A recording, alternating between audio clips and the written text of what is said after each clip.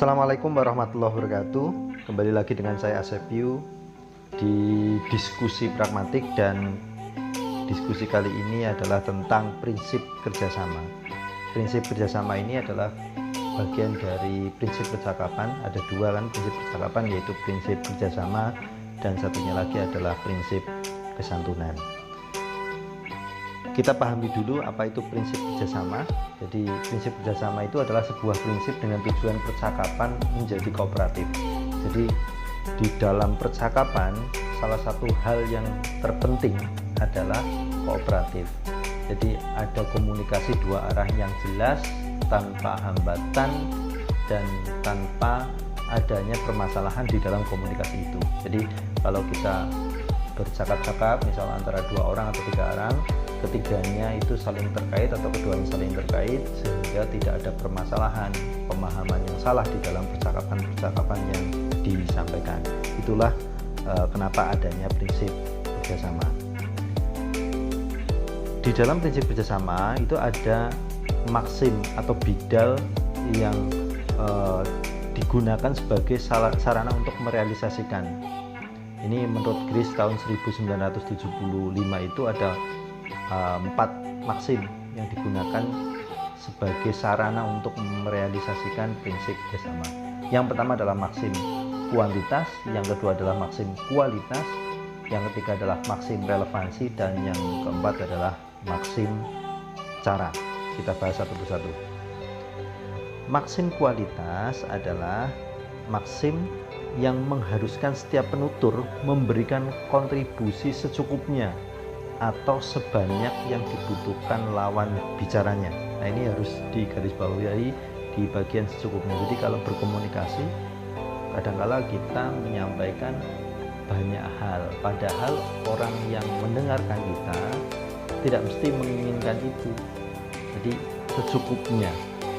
Nah, berdasarkan maksim kuantitas ini, dalam percakapan penutur diharuskan tidak berlebihan dalam memberikan kontribusi dan sesuai dengan yang lawan bicarakan butuhkan.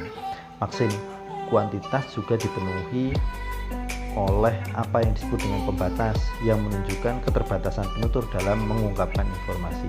Jadi ketika kita berkomunikasi, bercakap-cakap, ada orang bertanya, jawabannya ya harus dibatasi. Kita tidak boleh berlewat, kita tidak boleh berlebihan terhadap keinginan kita untuk mengungkapkan banyak hal yang mungkin saja tidak dibutuhkan oleh orang lain. Contohnya di sini ada dua tuturan ya. Semua teman saya berjilbab. Kemudian yang kedua adalah semua teman saya yang perempuan berjilbab. Ini contoh yang istilahnya menambahkan frasa yang berlebihan. Jadi ketika kita bicara berjilbab, artinya itu ya perempuan, walaupun mungkin saja ada laki-laki yang iseng berjilbab, tapi maksudnya adalah secara umum yang berjilbab itu ya perempuan, sehingga kita tidak usah mengungkapkan kata perempuan. Itu frasa. Kalau contoh yang lain yang lebih luas, misalnya ada orang bertanya, rumahmu di mana? Wah, rumahku itu ada di kotanya jauh dari sini. Tempatnya pasti kamu tidak tahu karena aku tidak pernah mengungkapkan itu kepada kamu. Misal itu kan panjang sekali kan, misalnya cukup rumahku di kota begitu. Barangkali nanti akan ada komunikasi berikutnya, kota mana kalau begitu, sehingga akan ada percakapan yang lebih jelas dibandingkan dengan kita menyampaikan sesuatu berlebihan padahal orang itu belum tentu membutuhkan jawaban terkait dengan yang tidak ia inginkan. Yang kedua adalah maksim kualitas. Berdasarkan maksim kualitas, penutur harus mengungkapkan hal yang sebenar-benarnya dan jelas serta tidak membuat lawan bicara bingung. Nah, ini yang sebenar-benarnya itu yang bagaimana? Kadangkala penutur tidak merasa yakin dengan apa yang diinformasikannya. Jadi yang sebenarnya di sini ketemu yaitu informasi yang benar. Kalau kita memiliki kepakaran, kita bisa jadi diyakini untuk menyampaikan sesuatu, tapi ketika tidak, bisa jadi kita tidak diyakini ketika kita menyampaikan sesuatu. Ada cara untuk mengungkapkan keraguan tersebut tanpa harus menyalahi maksim kualitas, seperti dengan menambahkan awalan kalimat seperti mungkin, kalau tidak salah, dan sebagainya. Ini artinya kita berjaga-jaga, bukan berarti salah, tapi kita berjaga-jaga bahwa apa yang diungkapkan berkembang. Hari ini benar, besok bisa jadi berubah, kan begitu. Nah, ini kalau contoh dalam percakapan sehari-hari ya, dia tinggal di mana? Nah, karena ragu dijawab, kalau tidak salah dia tinggal di rumah kakeknya. Atau kemungkinannya bukan ragu, tapi dia memberikan opsi lain. Opsinya adalah bahwa bisa jadi dia tahu bahwa yang dimaksud tinggal di rumah kakeknya, tapi barangkali setelah dicek pindah, padahal awalnya benar informasi itu, kemudian karena pindah menjadi salah, maka kemudian dijawab dengan kalau tidak salah dia tinggal di rumah kakeknya. Kalau yang benar sih sebenarnya cukup dia tinggal di mana? Oh, dia tinggal di rumah kakeknya. Itu maksim kualitas.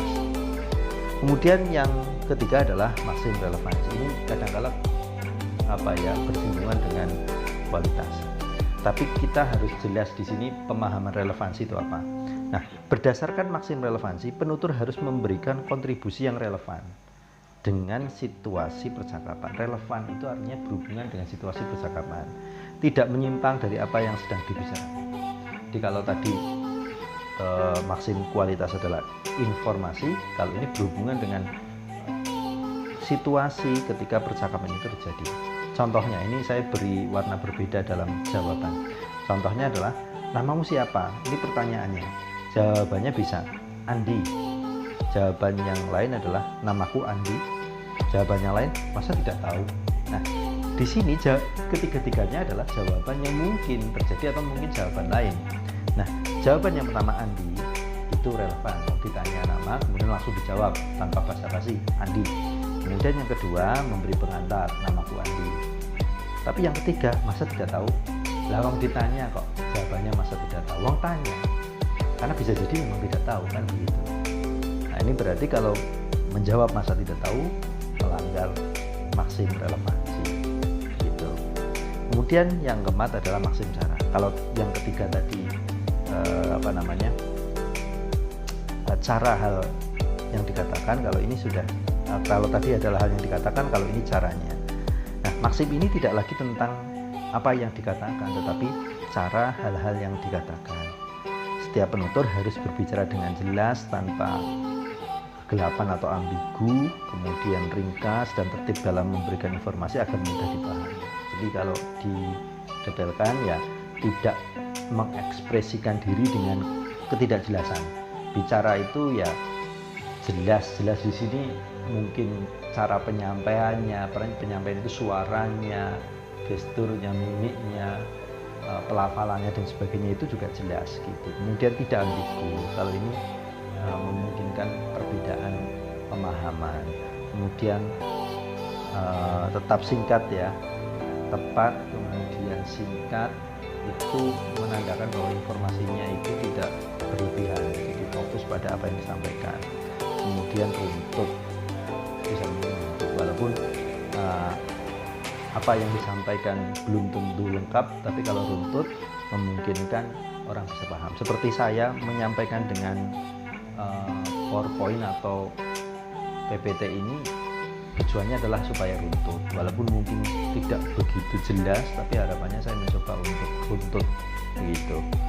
Itu maksim cara, dan itulah gambaran umum terkait dengan prinsip kerjasama secara umum, dan semoga ini bisa menjadi bahan diskusi dan menjadi pemahaman secara umum, dan nanti bisa digali lebih dalam dengan membaca teori-teori dan contoh-contoh yang lebih baik. Terima kasih.